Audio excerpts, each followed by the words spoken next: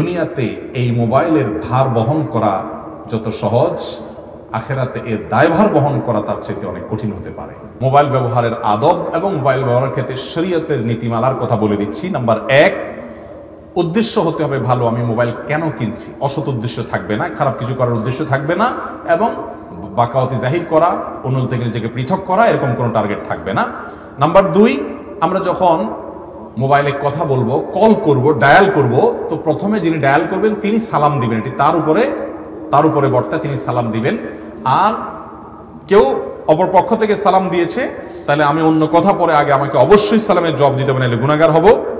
Hello টেলো এগুলা বললেও পরে বলেন, আগে সালাম দিবেন। নাম্বার 3, মোবাইল ব্যবহার করার ক্ষেত্রে আমরা যখন কথাবার্তা বলবো, অপ্রয়োজনীয় কথা বলবো না, এবং অহেতুক দরকারি কথা বলতে গিয়ে অনেক বেশি সময় নষ্ট করবো না। বিশেষ করে যখন কোনো কথা কাটাকাটি, গন্ডগোল ফাসাদ হতে যাবে, সাথে সাথে অন্যদিকে আমরা ফিরে যাব। নাম্বার 4, আমরা যখন ফোনে কথা বলবো, যদি কারোর কাছে আমার নাম্বারটা সেভ নাই এমন মনে হতে পারে, তাহলে সাথে সাথে তার সাথে আগে নিজের পরিচয় দিয়ে নিব যে আমি অমুক বলছি। এটা আদব, এটা শিষ্টাচার, হাদিসের আলোকে এটি প্রমাণিত। নাম্বার 5, কথা বলার আগে, কল করার আগে ওই লোকটার এখন কোনো ডিস্টার্ব হতে পারে কিনা, তার কোনো কষ্ট হবে কিনা, তার কোনো অসুবিধা হবে কিনা, সেটা খেয়াল করে কল দেওয়া, বারবার অতিরিক্ত কল না দেওয়া, SMS ইত্যাদি দিয়ে যোগাযোগ সারার চেষ্টা করা।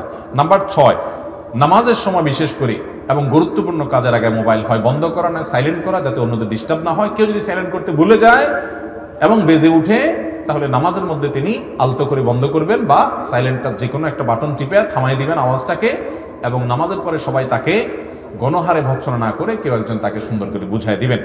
নাম্বার 7, মোবাইল ব্যবহারের 7 নম্বরের আদব এবং শিষ্টাচার হলো, মোবাইল ব্যবহার করার সময় খেয়াল রাখতে হবে যে আমার মোবাইলে কোনো গান, কোনো মিউজিক যেন রিংটোন হিসাবে সেট করা না থাকে। কোরআন তেলাওয়াত রাখবো না, অন্য কোনো ভালো না নর্মাল কোনো সাউন্ড আমরা রাখবো। নাম্বার 8, বড়দের সামনে, মা বাবার সামনে, শিক্ষকদের সামনে, গুরুত্বপূর্ণ মিটিংয়ে বা যে কোনো ব্যক্তির সাথে আপনি যখন কথা বলবেন, তখন মোবাইল টিপাটিপি করবেন না। এটা আদবের খেলাফ, শিষ্টাচারের খেলাফ, এটা অভদ্রতা, অসৌজন্যতা, ওই লোকটার প্রতি অসম্মান হয়। হাদিসের আলোকে এটি একেবারে স্পষ্ট প্রমাণিত, যেটা আমরা বিস্তারিত বলেছি। নাম্বার 9, আপনি যখন কথা বলবেন কারোর সাথে, অন্য লোকরা থাকলে সেখানে হঠাৎ করে লাউড স্পিকার দিয়ে দিবেন না। এটি যে ব্যক্তি কথা বলছেন তার প্রাইভেসি নষ্ট হয়, তার আমানতের খেয়ানত হয়, গুনাহ হয়।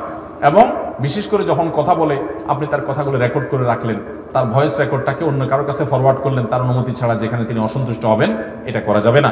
নাম্বার 10, ছবি তোলার ক্ষেত্রে বিশেষ করে যথাসম্ভব অপ্রয়োজনীয় ছবি না তোলা। আর যদি একান্ত তুলতে হয় তুলবেন, কিন্তু কারোর কারোর ব্যক্তিত্ব বা কারোর প্রাইভেসি, পার্সোনালিটি নষ্ট হয় এরকম কিছু, বিশেষ করে মেয়েরা ছেলেদের পরস্পর ছবি গোপনে তুলে মজা নেওয়া, এগুলো করা যাবে না, এগুলো গুনাহের কথা। 11 নম্বর হলো অন্যের মোবাইলের দিকে তাকানো, অন্যের মোবাইল ঘাটাঘাটি করা, তার প্রাইভেসিগুলো দেখা, ছবি গ্যালারি ইত্যাদি ঘাটাঘাটি করে, এগুলো যাবে না, নাজায়েজ করা, গুনাহের কথা। 12 নম্বর হলো মোবাইলের সবচেয়ে বেশি অপরাধ হয়ে থাকে চোখের গুনাহ, সেটা হারাম ভিডিও দেখে, হারাম কোনো রগরগে বর্ণনা পড়ে, কিংবা হারাম কোনো ছবি দেখে, এগুলো থেকে নিজেকে বাঁচানোর জন্য সংগ্রাম করতে হবে। যদি না বাঁচাতে পারেন, প্রয়োজনে স্মার্টফোন বিক্রি করে নর্মাল ফোনে চলে যান, তারপর আপনাকে গুনাহ থেকে বাঁচতে হবে ভাইরা। আর 13 নম্বর হলো মোবাইলে সময় কাটানোর জন্য গেমস খেলা, অযথা ফেসবুক, ইউটিউবে স্ক্রল করতে করতে ঘন্টাকে ঘন্টা অপচয় করা, এটা থেকে বেঁচে থাকতে হবে। এটা মোবাইলের সবচেয়ে বড় রোগগুলোর মধ্যে একটা।